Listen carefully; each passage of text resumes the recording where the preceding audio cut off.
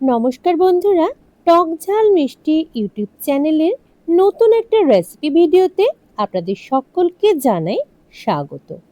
আমার আজকের রেসিপি খাজা। সামনেই তো রথ, আর রথের মধ্যে এই ধরনের খাবারগুলো কিন্তু খেতে দারুণ লাগে। বাড়িতে কিভাবে বানানো যায় চলুন আজকের ভিডিওর মাধ্যমে সেটাই তুলে ধরার চেষ্টা করি। খাজা তৈরির জন্য প্রথমেই নিয়ে নেওয়া হচ্ছে 2 কাপ ময়দা। বড় কাপ মেপে 2 কাপ কিন্তু ময়দা নিয়ে নেওয়া হলো।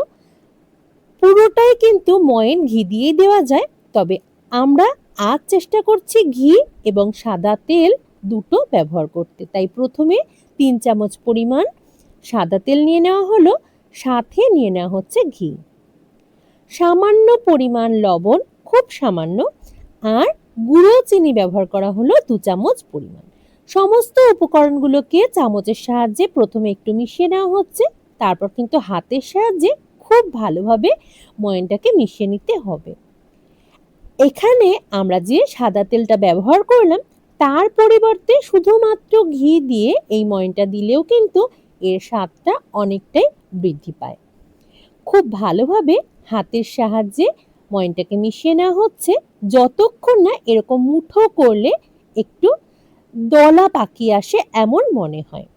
যখন এরকম দলা পাকি আসবে তখন বুঝতে হবে ময়ানটা খুব ভালোভাবে মেশানো হয়ে গেছে। এবার অল্প অল্প করে জল মিশিয়ে একটা মণ্ড বা ডো তৈরি করে নিতে হবে।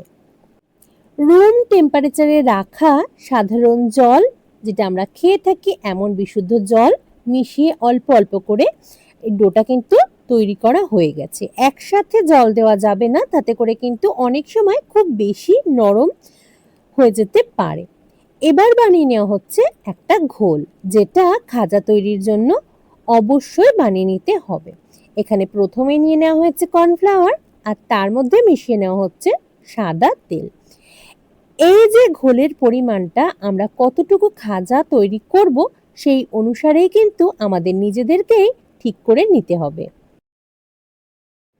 প্রথমে কিন্তু আমরা একটু কম পরিমাণেই তৈরি করার চেষ্টা করেছিলাম এই ঘোলটা, তবে আমাদের মনে হয়েছে আরও একটু বেশি লাগবে, সে কারণে আরও একটু তৈরি করে নেওয়া হলো কর্নফ্লাওয়ার এবং সাদা তেল মিশিয়ে। এদিকে ডোটাও অনেকক্ষণ ধরে রেস্টে ছিল, ছোট ছোট লেচি এবার কেটে নেওয়া হয়েছে। ময়দার ডোটা থেকে যে লেচিগুলো কেটে নেওয়া হয়েছে সেগুলোকে কিন্তু গোল রুটির মতো একটু পাতলা করে বেলে নেওয়া হচ্ছে। প্রত্যেকটাকে আমরা যতগুলো লেয়ার তৈরি করব সেই অনুসারে কিন্তু রুটির মতো পাতলা করে বেলে নিতে হবে প্রথমেই। খাজা তৈরির জন্য যেহেতু অনেকগুলো লেয়ারের প্রয়োজন হয়, আমরা যে কটা লেয়ার রাখতে চাই সেই অনুপাতে কিন্তু রুটিগুলো বেলে নেওয়া হয়ে গেছে। এবার পরবর্তী ধাপের পালা। একটা ময়দার এই যে ছোট্ট লেচিটা কাটা হয়েছিল সেটাকে কিন্তু প্রথমেই রুটির মতো বেলে নেওয়া হয়েছে, আর বেশ কয়টা কিন্তু বেলে নেওয়া হয়ে গেছে। আমরা যে ঘোলটা বানিয়ে রেখেছিলাম সেই ঘোলটা সম্পূর্ণ রুটিটার উপর ভালোভাবে মাখিয়ে দেওয়ার পরে অল্প অল্প পরিমাণ কর্নফ্লাওয়ার ছড়িয়ে দেওয়া হচ্ছে। একইভাবে বেশ কয়েকটা লেয়ার আমরা তৈরি করে নিচ্ছি। খাজা তৈরির জন্য আমরা যেই কয়টা লেয়ার রাখতে চাই প্রত্যেকটাতেই কিন্তু একইভাবে রুটিগুলোর গায়ে ওই ঘোলটা মাখিয়ে নিতে হবে এবং সাথে দিয়ে দিতে হবে গুঁড়ো কর্নফ্লাওয়ার, পুরোটার মধ্যে অল্প অল্প পরিমাণ ছড়িয়ে। এতে কিন্তু খুব সুন্দরভাবে লেয়ারটাও তৈরি হবে, সাথে খুব খাস্তা হবে। কর্নফ্লাওয়ারের পরিবর্তে আপনারা চাইলে শুকনো ময়দাও ব্যবহার করতে পারেন, তবে ঘোলটা এই একইভাবে বানিয়ে নিতে হবে সকলকে। পরস্পর বেশ কয়েকটা লেয়ার কিন্তু তৈরি করা হয়ে গেছে। আজ আমরা মোট 5টা লেয়ারে খাজাটা তৈরি করার চেষ্টা করছি।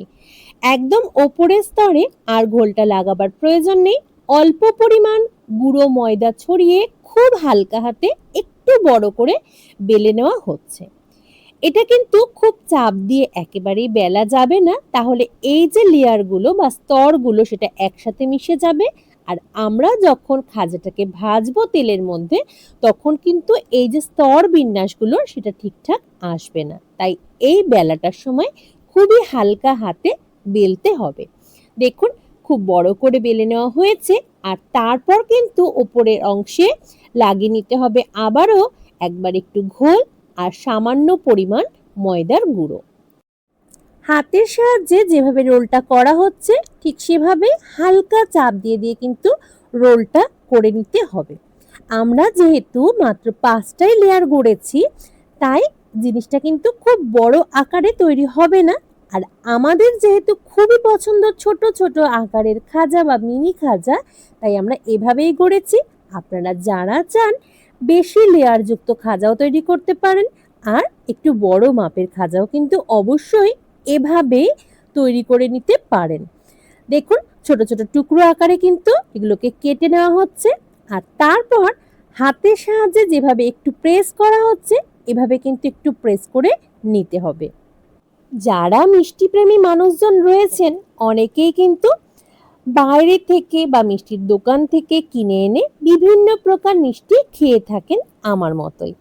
তবে বাড়িতে বানানো মিষ্টির স্বাদ কিন্তু সত্যি অন্যরকম হয়ে থাকে। এভাবে কিন্তু প্রত্যেকটা খাজা তৈরির পর বা কেটে নেওয়ার পর হাতের সাহায্যে প্রেস করে করে প্রত্যেকটাকেই কিন্তু তৈরি করে নেওয়া হচ্ছে। এবার হালকা হাতে বেলে নেওয়ার পালা। আমরা যেহেতু খুব বড় আকারে গড়িনি এই খাজাগুলোকে, তাই এগুলো কিন্তু অনেক বড় বড় হবে না, তবে খেতে যে জবরদস্ত হবে। আপনারা যারা ভিডিওটি ফলো করে বানিয়ে দেখবেন তারা কিন্তু প্রত্যেকে সেটা বুঝতে পারবেন। দেখুন কথা বলতে বলতে অনেকগুলো খাজাই কিন্তু বেলা হয়ে গেছে। এবার আরও একটা টিপস আপনাদের সাথে শেয়ার করা যাক। খাজাগুলো ভাজবার সময়টা কিন্তু ভীষণ জরুরি। ভাজার সময় আমরা যারা প্রথম করতে যাই তখন কিন্তু অনেক ভুলভ্রান্তি আমরা করে ফেলি, আর যার ফলে লেয়ারগুলো সঠিকভাবে তৈরি হয় না। খাজা তৈরির জন্য একটা পাত্রে অনেকটা পরিমাণ সাদা তেল গরম করতে বসিয়ে দেওয়া হলো। তবে তেলগুলোর উষ্ণতা কিন্তু কোনোভাবেই, যেমন তেলে আমরা লুচি ভাজি বা অন্য কিছু ভাজা করে থাকি, আমরা কিন্তু তেলটাকে তখন অনেক বেশি গরম করে নিই। তবে খাজা তৈরির জন্য তেলটাকে উষ্ণ অবস্থাতেই কিন্তু ব্যবহার করতে হবে। দেখুন তেলটা হালকা গরম হয়ে গেছে, আঙ্গুল দিয়ে প্রথমে দেখে নেওয়া হলো। উষ্ণ হয়ে যাওয়ার পরপরই কিন্তু বেলে নেওয়া খাজাগুলোকে একের পর এক তেলের মধ্যে দিয়ে দেওয়া হচ্ছে। এই সময়টা খুবই জরুরি। কোনোভাবেই তেলটা গরম অবস্থাতে বা খুব বেশি হিট করার পর দেওয়া যাবে না, তাহলে কিন্তু খাজাগুলো একেবারেই ভালো তৈরি হবে না। খাজা গজা এগুলো কিন্তু লেয়ার যুক্ত হয়ে থাকে, আর এই সুন্দর লেয়ারটা যাতে পাওয়া যায় তার জন্য একটু ধৈর্য ধরে আমাদের এই ভাজার কাজটা করতে হবে। প্রথম অবস্থায় যখন আমরা তেলটার মধ্যে এই বেলে নেওয়া খাজাগুলোকে ভাজতে দিয়েছিলাম তখন কিন্তু তেলটা উষ্ণ অবস্থাতে ছিল, আর গ্যাসের ফ্লেমটা রেখেছি আমরা মিডিয়ামে। মিডিয়াম টু লোতে রেখেই কিন্তু সম্পূর্ণ খাজাটা ভেজে নিতে হবে। দেখুন বেশ খানিকক্ষণ ধরে ভেজে নেওয়ার পর কি সুন্দর লেয়ারগুলো দেখা যাচ্ছে। আরো অনেকটা সময় ধরে ভাজতে হবে, কারণ এই যে ভাজার সময়টা কোনোভাবেই যদি তাড়াহুড়ো করা হয় তাহলে লেয়ারগুলোও ভালোভাবে তৈরি হবে না। বাইরের অংশটা কালার এসে গেলেও ভেতরটা কিন্তু কাঁচাই থেকে যাবে, যেটা খেতে একেবারেই ভালো হবে না, আর এতটা পরিশ্রম মাঠে মারা যাবে। তাই অবশ্যই ভাজার সময়টা অনেকটা সময় ধরে ধৈর্য ধরে ভাজাটা করতে হবে। দেখুন প্রত্যেকটা খাজাতেই কিন্তু লেয়ারগুলো এই মুহূর্তে খুব পরিষ্কারভাবে দেখা যাচ্ছে। তবে অনেকক্ষণ ধরে ভাজার ফলে এই লেয়ারগুলো তৈরি হলেও এখনো কিন্তু সম্পূর্ণ ভাজা হয়নি। এবার ধীরে ধীরে কালার আসতে শুরু করে দিয়েছে। আমরা যতটা কড়া রাখতে চাই সেই অনুসারেই কিন্তু এই খাজাগুলোকে আমরা ভেজে নেব। তবে যেহেতু এটা অসংখ্য লেয়ার যুক্ত, এটা কিন্তু বেশ মুচমুচে হবে। এখনো কিন্তু চিনির যে শিরাটা সেটা কিন্তু তৈরি করা হয়নি আমাদের, সেটাও আমরা তৈরি করে নেব এটা ভাজা হয়ে গেলেই।